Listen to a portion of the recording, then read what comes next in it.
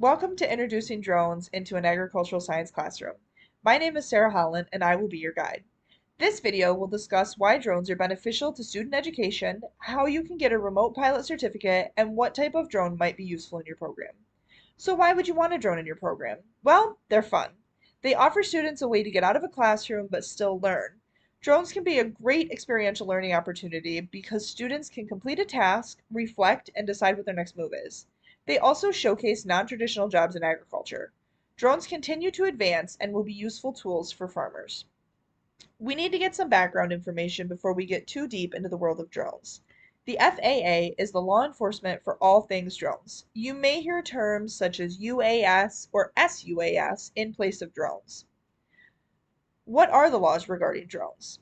The FAA regulates drone use. Drones fall under Part 107 of the Federal Regulation Code, and Part 107 regulates drones used for commercial uses. This is a very important part of the code, and I promise we will come back to it. But you also need to know that to fall under Part 107, a drone must weigh more than 0.55 pounds and less than 55 pounds, and it must operate without direct human intervention. Lastly, all drones over 0.55 pounds must be registered with the FAA. Registering a drone is easy. Simply search FAA Drone Zone and you will be taken to their homepage. You will need to make an account and your drone will be given an ID number. Simple as that. Now, let's get back to that regulation that says Part 107 covers commercial uses of drones. This footage is just me messing around with my drone. I was filming it because I wanted to learn the controls and get better at using the functions on my drone. Right now, the laws regarding drones are still sort of gray and fuzzy. The FAA requires individuals who are going to be making money from their drone to obtain a remote pilot certificate.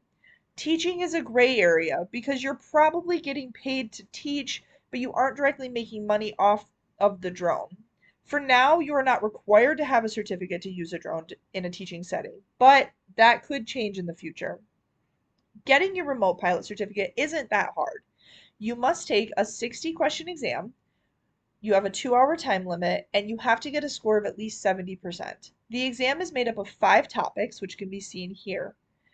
The percentages are how many of the questions in the exam will be related to those topics. As your exam does have to be proctored, you will need to find a place to take the exam. PSI is where you will need to go to find a testing center and register to take your exam.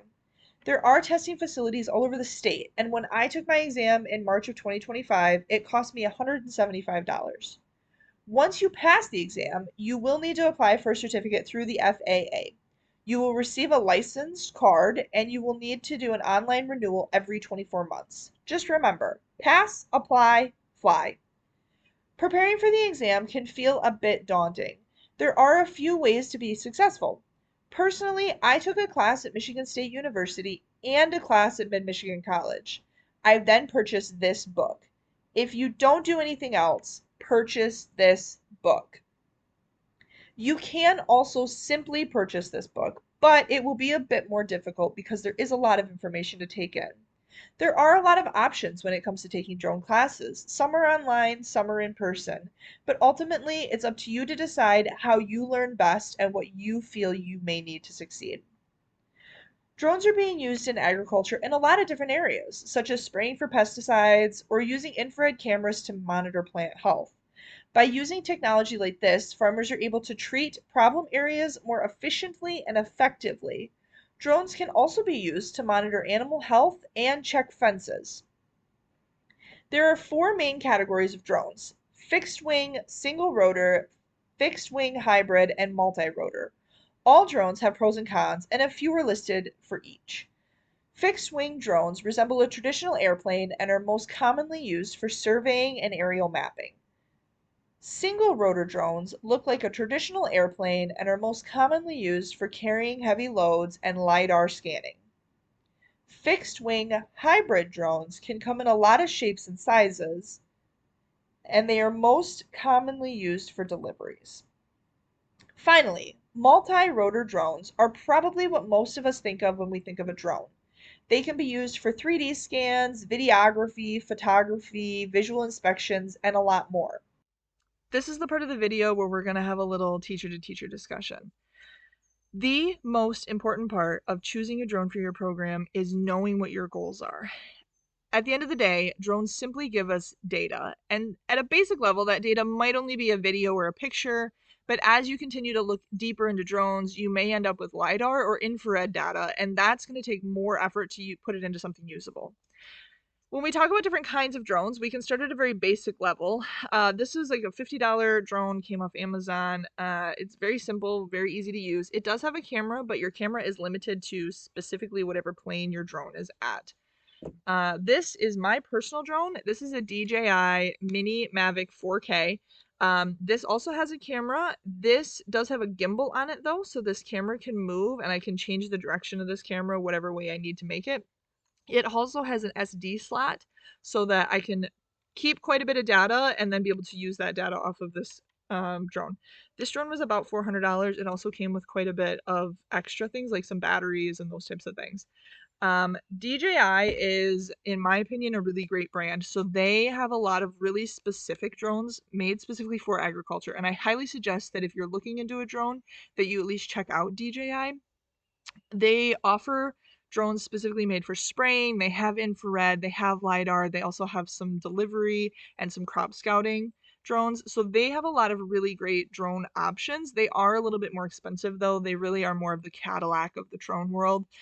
They also offer a lot of really good help and resources, and in my opinion, their user interface is really easy to use.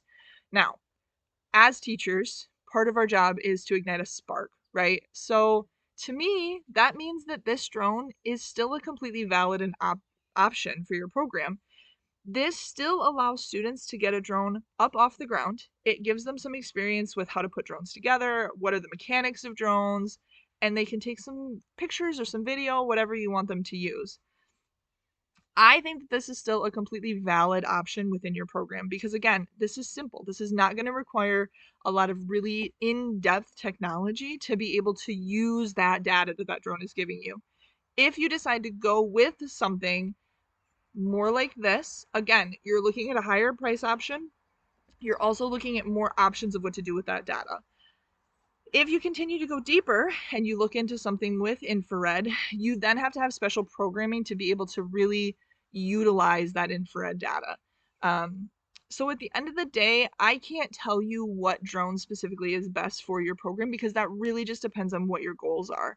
But I think at a very simple basic level, if you're simply looking to get students into something that is just getting their hands on a drone and getting some of that teamwork and that interconnectedness between students, something cheap is perfectly fine. This one is specifically a Zyma, so it's Zyma. It was like $50, I think, when I bought it off Amazon. It might be a little bit more now, but they're super easy to use, easy to put together, and they offer just a really easy way to be able to put together the technology of how drones work. To wrap up, drones offer student learning opportunities and showcase jobs and careers that are non-traditional in agriculture. Getting your remote pilot certificate is as easy as pass, apply, fly. And having goals within your program will make utilizing drones so much easier. Even though drones can seem overwhelming, just remember, you can do it.